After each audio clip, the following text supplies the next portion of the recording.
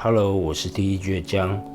本来只是想要试试看这个小型外录器，顺便拍个素材，没想到才刚开始用，就一路掉进了3.5厘米的线材地狱，真的很烦啊。今天这支影片，我就来分享一下我是怎么爬出来的。我在网络上买到的是不需要接线的版本，刚好附了这2条线，还有一个固定的输线带，有附英文说明书的这个塑胶小盒子，还有 Mini DVR 这个本体。首先我要说，它只能录影像啊，它虽然也可以收声音，但是我实际测起来，那个声音非常糟。嗨，声音测试，声音测试。那如果你有收音的需要的话，我觉得这一个小盒子就不适合你。还有一个就是它3.5厘米的接点跟一般的规格都不一样，这边要特别注意。所以这一条线呢，我们暂时不讲。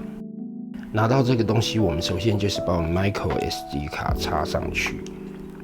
它目前就是只能吃比较低速的卡，卡的最大容量记得没错应该是64G， 我插128G， 它会有读不到卡的状况。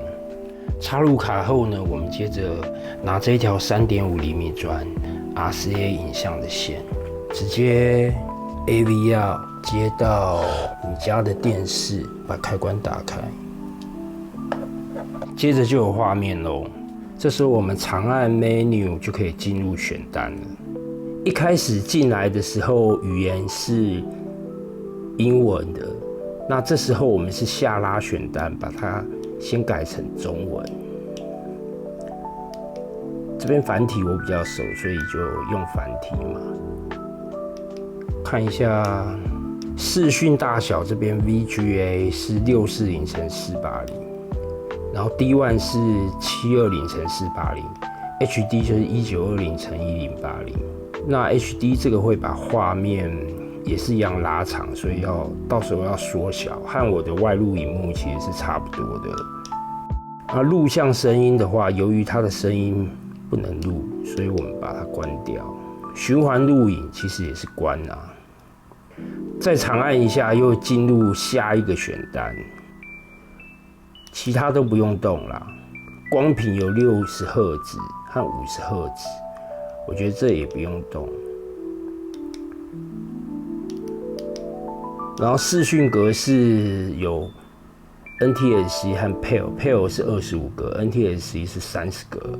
我看官方建议是说30格比较好，那我觉得这边看个人使用习惯。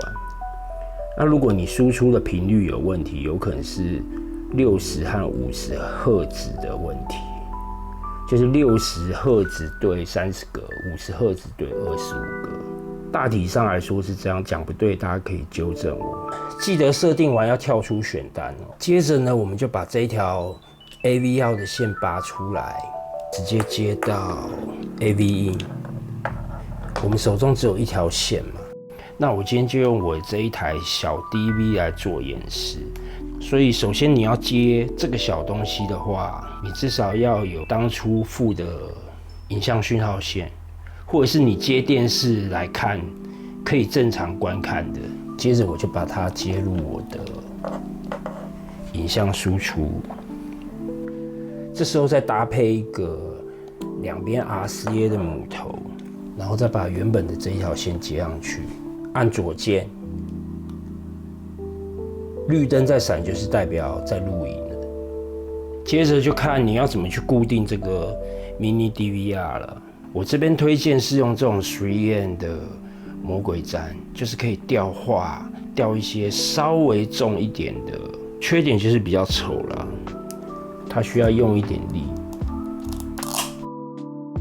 目前这就是最简单的接法了。这里补充一下，如果你家里是线材多，想要调整选单，又可以即时预览画面的话，由于接点不一样，但是你可以偷吃步用这一种方法。这时候我们如果接黄色，肯定是没有讯号的。你可以用换线的方式。那如果你今天真的很龟毛，注重简洁，想要变成一条线的话，那这下麻烦就来了。麻烦的是这一条线，它有它的规格。我看拍卖上面有出一条自己接的线，所以大家如果在买的时候，先想一想你机器上面的输出是什么。这边只是演示把线路简化以后会是什么样子，就是不会拖一堆线啊。目前的这一种3.5厘米4级的线啊，其实它规格真的很多，真的很多。那我要知道我这个头1、2、3、4端哪一个是传输影像，哪一个是传输声音的呢？这时候就需要电表啦。我们现在假设这一条就是我们摄影机附的线，我们用电表要怎么测量它呢？哇，东西有点多耶，所以啊，有一个小朋友说：“我要不要做这个？”其实我超头痛的。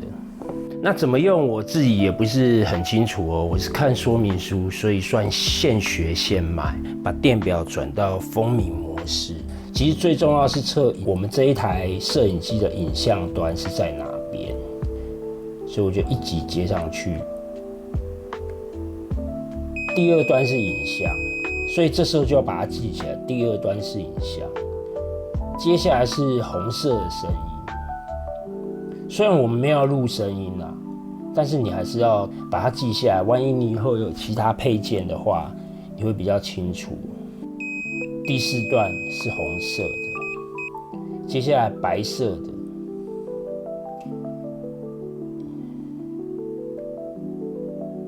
前段吧。第1段是白色的，那第3段呢？第3段应该就是地线了。所以这时候我们已经知道我们摄影机3.5厘米的规格是什么了。接着就是一个连连看的模式咯。各位有没有很怀念 HDMI？